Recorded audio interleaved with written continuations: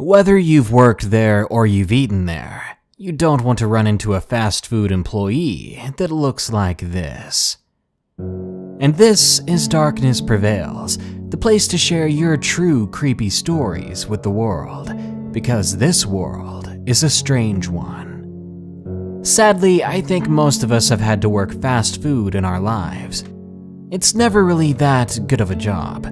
Sometimes it's easy and sometimes it's not. Personally, I worked at Popeyes as my first job. It was fun sometimes. Other times I wanted to shove my head in the fryer. So enjoy these allegedly true stories that show you how creepy it can be to order or work in fast food. Remember, you can send me your true stories with the links in the description. Plus, check out morbidmonsters.com to get this amazing finger-licking good t-shirt. Delicious. And real quick, here are the first 5 comments from my previous video. Alex Martinez says, I like pizza. So do I. It's my favorite food. Alex, I think you and I might just get along. Crisp Bites says, haven't missed a video yet. Keep up the good work.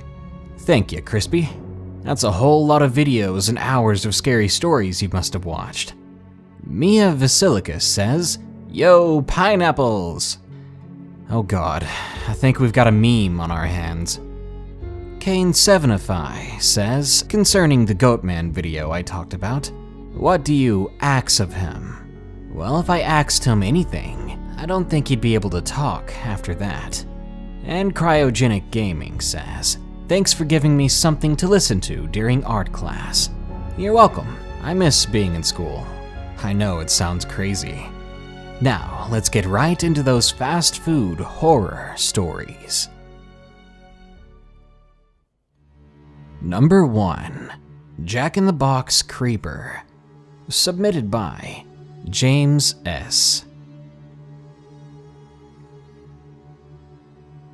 I was 38 when this took place. My boyfriend Steven and I decided we were going to go to Las Vegas for his birthday. We wanted to take a break somewhere where the drive would be long, somewhere the two of us could spend some alone time together. I think now would be a good time to mention that we love fast food, and especially Jack in the Box. An hour into our drive towards Las Vegas, he said to me, "You hungry?" "Definitely," I replied. He said, "You up for our usual?" I said, "Sure." We began pulling into the parking lot of a nearby Jack in the Box. Now, at the time I was driving, I pulled in and noticed Steven was already nodding off to go to sleep. So I figured I'd go in by myself and just grab his favorite. I went inside and looked around. I could only make out one employee working in the whole place, which was weird, because at least 2 people are required to operate a store like that, or so I thought. And it was midnight. He looked to be a 50-year-old man with a red scar around his eyebrow. He looked at me in a very creepy way.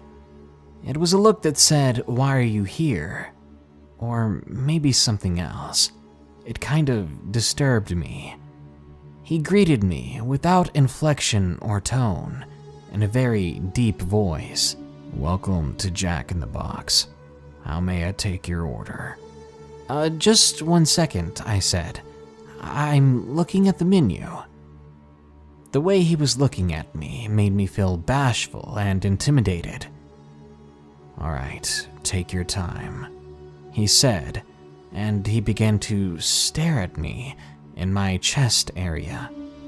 It made me so nervous and freaked out that I blurted out an order, whatever was at the top of my head, to go, and I ran to the bathroom. I needed to go anyway, and I didn't want to sit there waiting on the guy to fix my food, all the while he ogled me. The way he stared at me, it sent shivers down my spine. Once in the bathroom, I quickly found a stall, locked it, and relieved myself. Moments after, just as I was finishing up in the stall, I heard someone open the bathroom door. And moments later, the footsteps stopped. There was no faucet running, No sounds at all, as if whoever it was just walked inside and began to listen. But when I looked down, I saw two eyes staring up at me, and there was a scar that I recognized on the person's eyebrow. It was the man from behind the counter. He was looking up at me while I was using the bathroom. I screamed. He stared at me for a couple more seconds, then he walked away and shut the door. I ran out and jumped into my car. Crying, I told Steven about what happened. We called the police, and we had the man arrested. And now, thanks to that freak, it's just too much for me yet to go back to a Jack-in-the-Box, let alone inside any restaurant. Number 2. McDonald's Stalkers, submitted by GucciAmadeus. I live in the Houston, Texas area, so there's a lot of crime where I live. But I live on the outskirts of Houston, so I don't really get into much trouble. But one normal day would turn into something that I would never forget. It happened 3 months ago. I was and still am 15. My brother and I got out of school and were driving home. Since our mom wasn't home and our dad was still at work, we decided to stop at our local McDonald's to grab a bite to eat. We decided to eat inside to pass the time, since we had plenty of that to waste. Once inside, we ordered our food, and let me tell you, the place was crowded. So of course you kind of feel comfortable that it's not empty. You know, when you eat in a place that only has one other person, it's kind of awkward and a bit creepy. So I didn't really mind the after-school rush. But the comfort didn't last. Once we sat in our booth and began talking, I can't remember exactly what about. Something about anime, I think. When out of the corner of my eye, I see these two odd men staring in our direction. They weren't even trying to hide it. They were just very blatantly looking at us. I thought nothing of it and kept eating, thinking of what we could do after we eat. Once we finished our food, we walked out to the car, and once inside, I soon see these guys walking out of the McDonald's, staring at us the entire time they walk to their truck. The moment we began to drive away from that fast food joint, their truck followed us closely. I kept an eye on them for a while, seeing if they would go a different direction, but I soon realized they were taking every turn we would take. I soon grew worried, and I told my brother who was driving about it, and he said, "Let me test it." We took a random turn that wasn't on our route home, and of course they still followed us. He decided to slow down next to the car to get a clear look at who they were, but they soon caught on to what we were doing and turned down a different road. From what we saw of the men at the restaurant, they seemed to be in their 20s or 30s, still young. And it was very fishy as to why they were doing this, but I was very glad they were gone.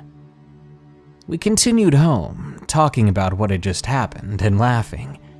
Once we made it home, we watched some TV, trying to forget all about it. Suddenly, our two dogs began barking their heads off, and that meant someone was driving into our driveway. They always did that. We had 2 German Shepherds, so I felt a little safe with them around.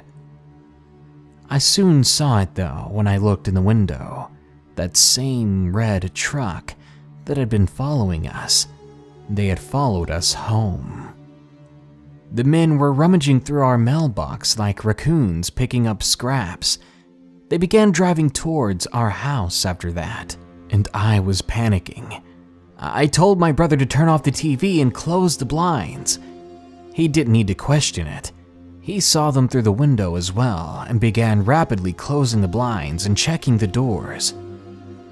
We sat under the windows, waiting and listening. Then we began to peek out the window, wanting a better look at their faces. They climbed out of their vehicle and started walking towards the door.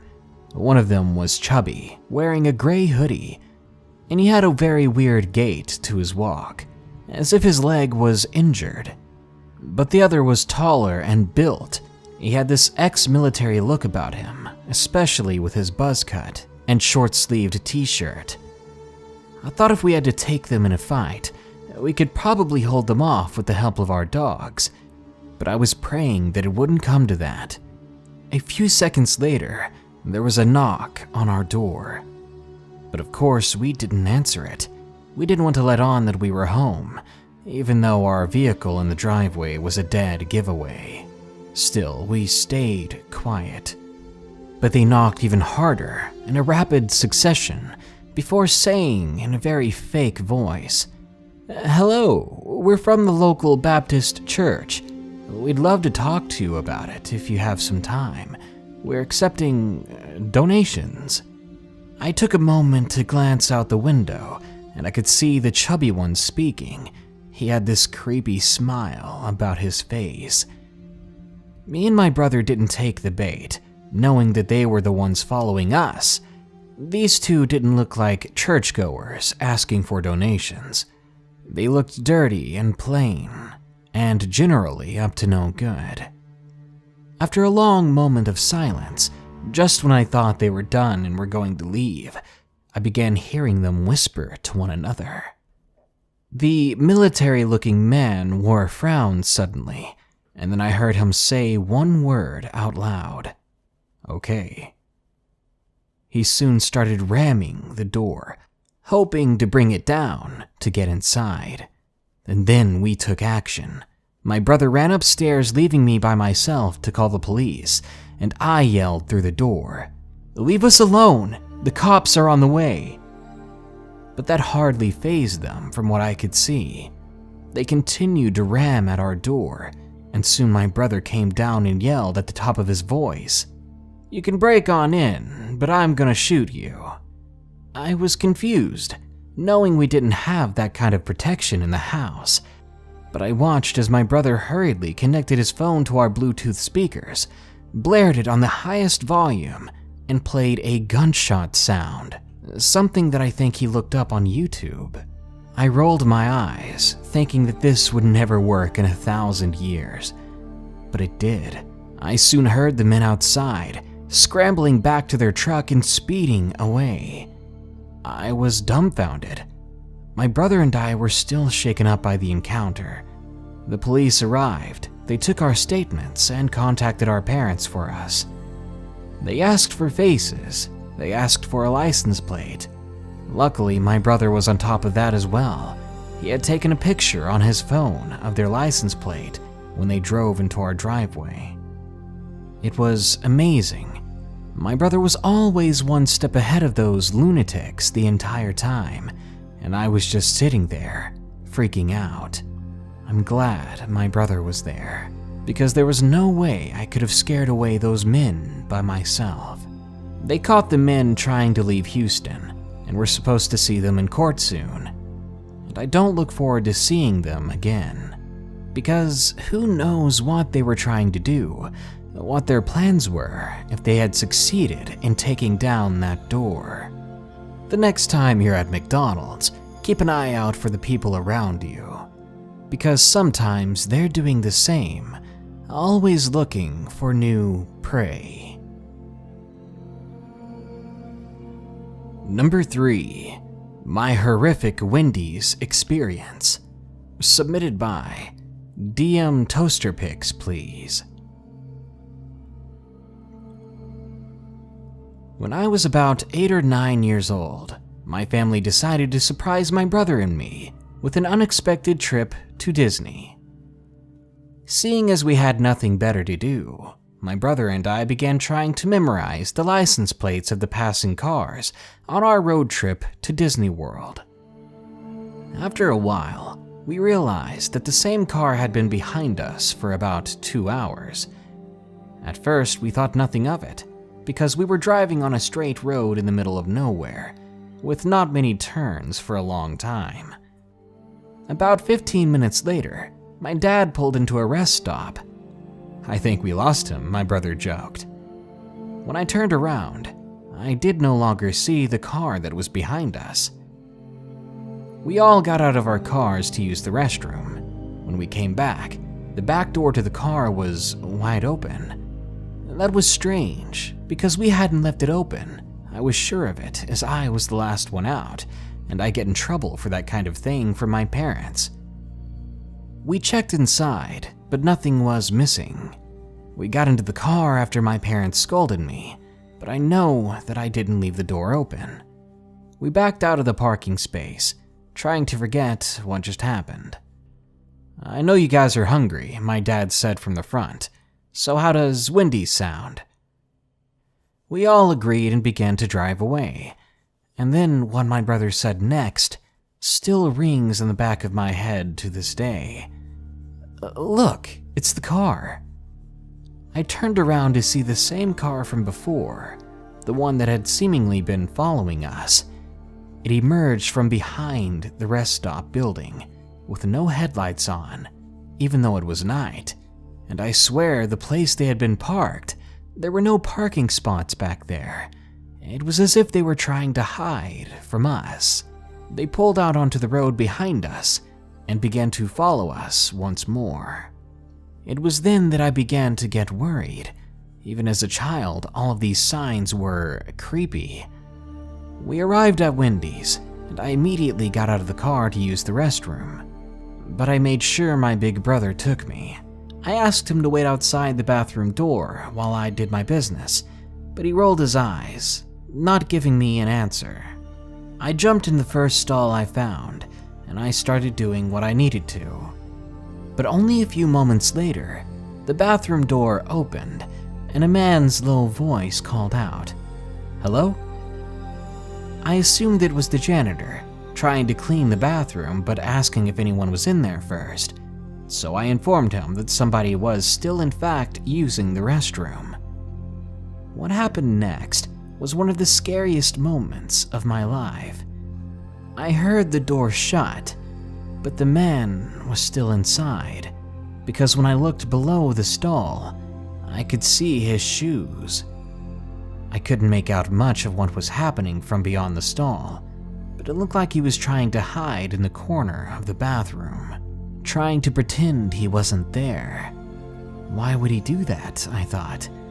What was going to happen when I opened the bathroom door? I totally freaked out. I had no idea what this man's intentions were, but after sitting silently on that toilet seat for a good 3 minutes, I heard the man speak again. Somehow, he knew my name, and then he said, "You don't want to keep your family waiting, do you? Better hurry up before the food gets cold." I screamed at the top of my lungs, and the man ran out of the bathroom.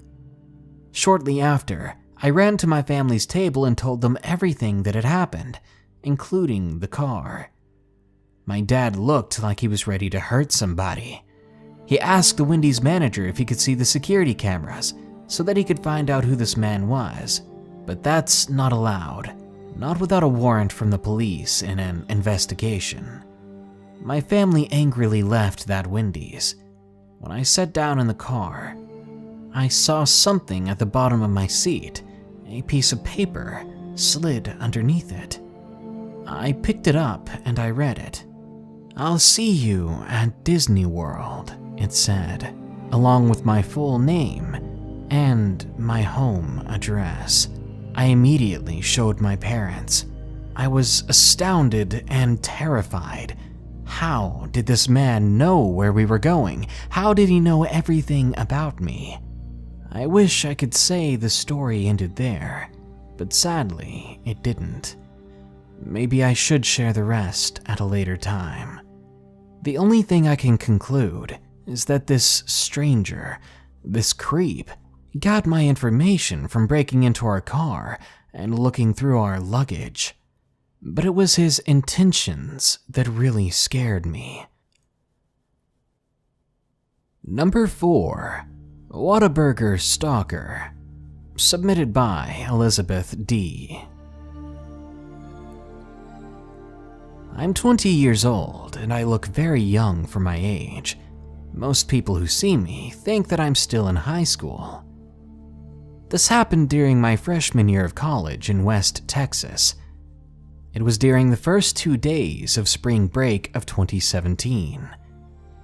At that point, I was living on campus, working nights at the fast food chain WHATABURGER. My shifts lasted from 10 p.m. to 3 or 5 in the morning, all the hours of the dark night, basically. It was a Monday morning, 4:30. I was just wrapping up my shift, restocking ketchup, sweeping, mopping, the usual stuff they wanted me to do. Come 5 a.m., I grab my meal and clock out to go home, when I noticed a car parked in the neighboring gas station parking lot, but the gas station was closed. I thought it was a little sketchy, and I went through the drive-thru to let my coworkers know to watch them, since I didn't want them to get hurt on their way home. Because, for all we knew, this was some person waiting for one of us to leave. Everything was going fine until I hit a red light at the school entrance, because that's when I see the same car from before right behind me. Just in case, I decided not to go straight home, because I didn't want him to know where I lived. I drove through the neighborhood surrounding my dorm complex, and I even drove out of town for a few miles. With every turn, he followed me, making me even more anxious and distressed. I called our campus police department so that they could meet and escort me back to campus. That would be much safer than what I was doing. I met up with them, and the man just kept driving, no longer interested in my guarded convoy. The next night comes around, and everything was normal.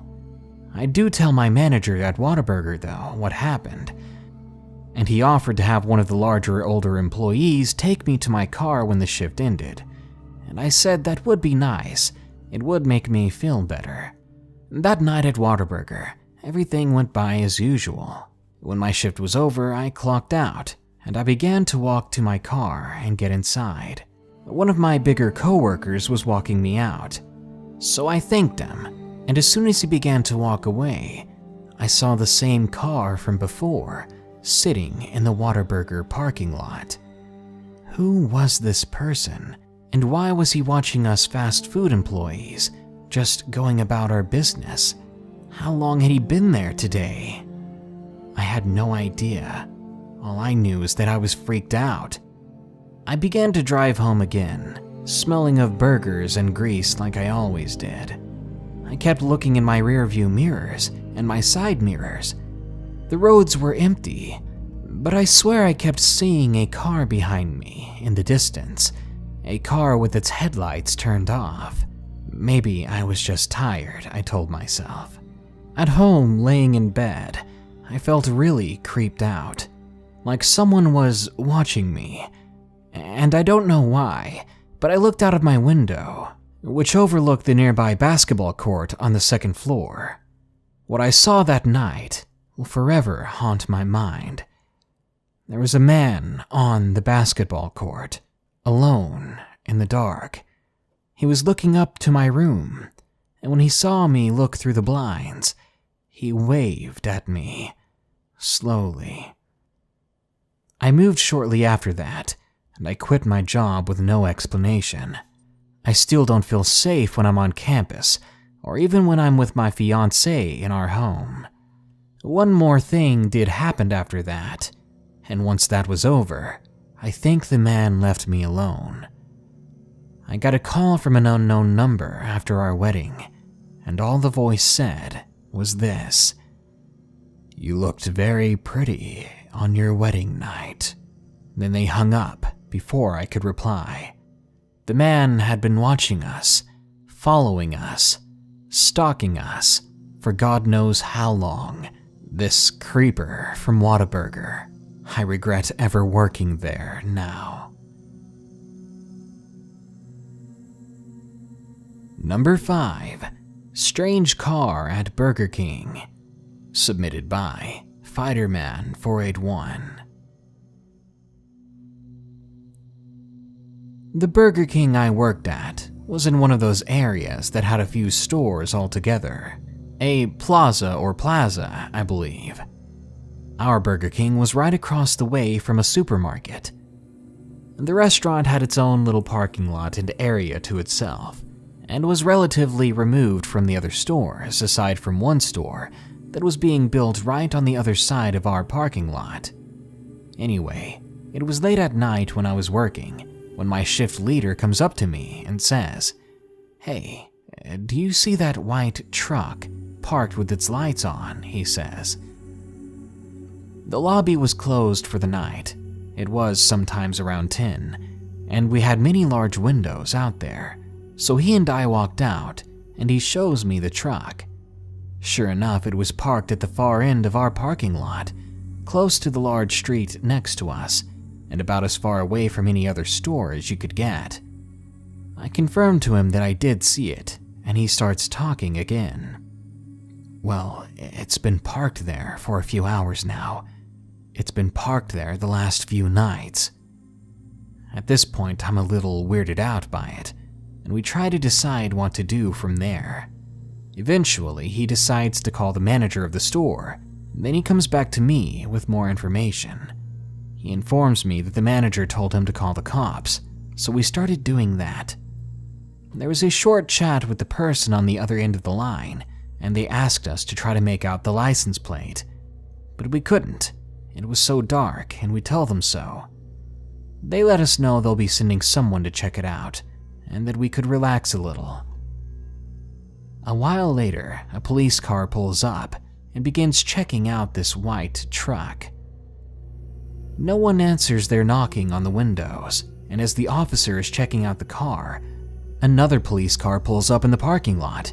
Then moments later, 2 more. Now I'm seriously creeped out.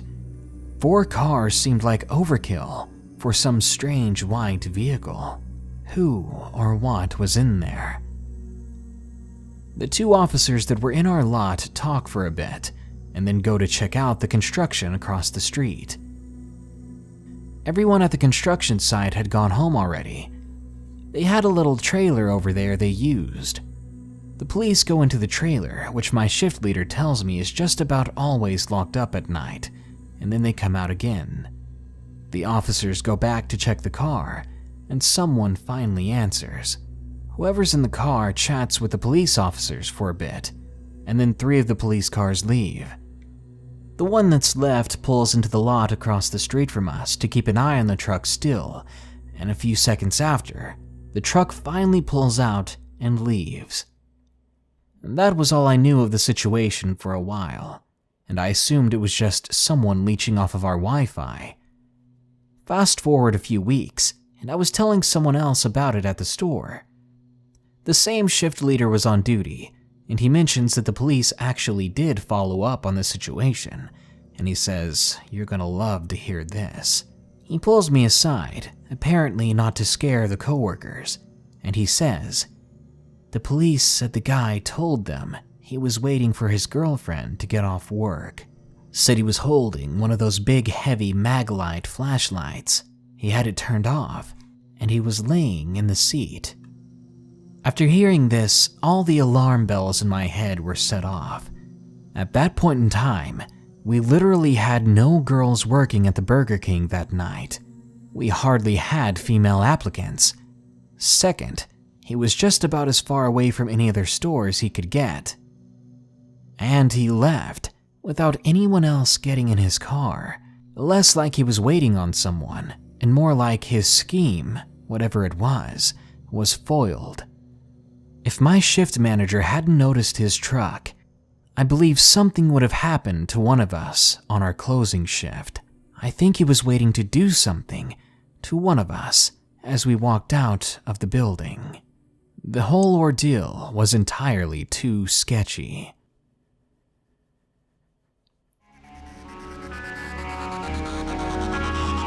Who could have guessed how dangerous it could be to work fast food? Sometimes your customers want more than just a chicken nugget. Sometimes your coworkers aren't there for the paycheck. Sometimes you are the target of someone else's sinister plans. Be careful when you work around fast food or order it, because it's not just the boiling grease that might burn you. good night. Be sure to like, share, comment, and subscribe if you enjoyed the video. And don't forget to check out morbidmonsters.com for some amazing high-quality merch and support this channel. Thank you. Stay safe out there and stay creepy.